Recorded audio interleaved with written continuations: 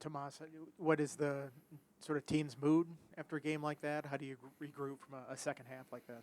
Yeah, you never want to start the season 0-2, but something that I'm really proud of this team is just that we stick together in the locker room. We've done some good things in both games, but it's just sticking together and figuring out what we have to work on and coming out this week and showing we can do it.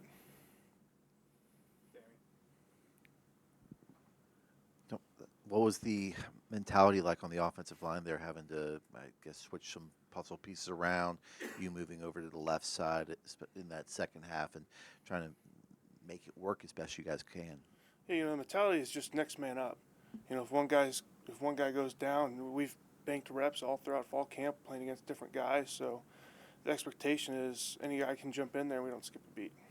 What do you think about the fact that Tommy and Aiden were able to get some reps against like a starting defensive line and getting that experience when they hadn't really gotten it in their time here? Does that help them in the long run? Oh yeah, it definitely helps them in the long run. And I feel like them being able to step in and do a good job just shows how mature they are, and they're only going to get better from here on out. What was Coach Moore's message to you guys, just turning the page to ODU and, some uncertainty about who's going to play, but kind of next man up, like you said? Right, the mentality Coach Moore comes out with is just like football's a violent sport. You never know what's going to happen during a game, and like I said earlier, it's just the next man up mentality. We got banked reps playing with each other, so it's just hopefully, or the expectation is not to skip a beat no matter who's in there.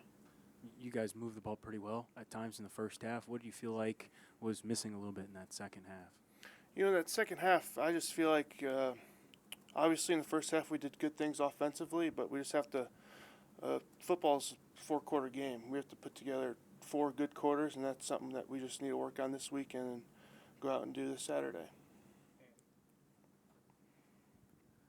Did you guys sense that Vandy knew you were shorthanded on offensive line in the second half? It seemed like they really brought a lot of pressure at you guys in that second half.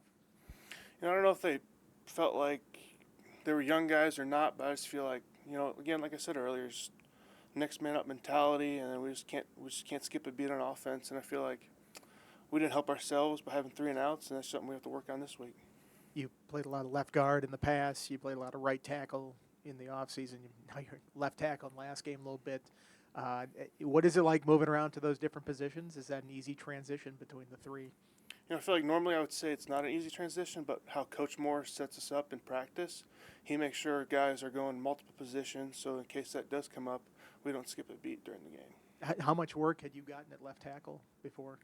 Coach Moore did a really good job splitting reps throughout practices during fall camp, so I've gotten work at every position, and I can say the same for other guys too. So certainly there's different elements to playing those. At guard, you got help on both sides.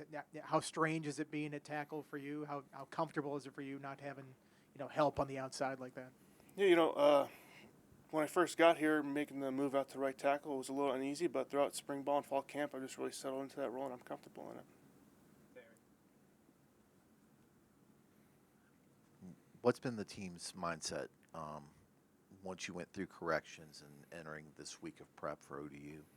The mentality is just you got to learn from your mistakes, and you can't dwell on last week's loss too much because we have a game this week, and it's a good opponent. We just have to go out and make the preparations and prepare to win the game. What have you seen in ODU's defense? Yeah, they're a good defense. They have really good players, 43 and 98. Started watching a little bit on them yesterday, and we just have to prepare like it's any other game and just put our best foot forward. Coach Pry was saying on film, ODU looks really, really stingy in the red zone. What makes them kind of so good in that area, in your opinion? Yeah, I watched the Indiana game yesterday, and I think they had like 3 or 4 stops in a row. And I just feel like they're a team that really bows up in the red zone, just make them kick a field goal rather than give up 6 points. Let's go to Zoom for a couple. On Zoom again, we'll open it to questions for Tomas. Any questions on Zoom? Okay, Travis. Anything else in the room for Tomas? Thanks, Tomas. Thank you, guys.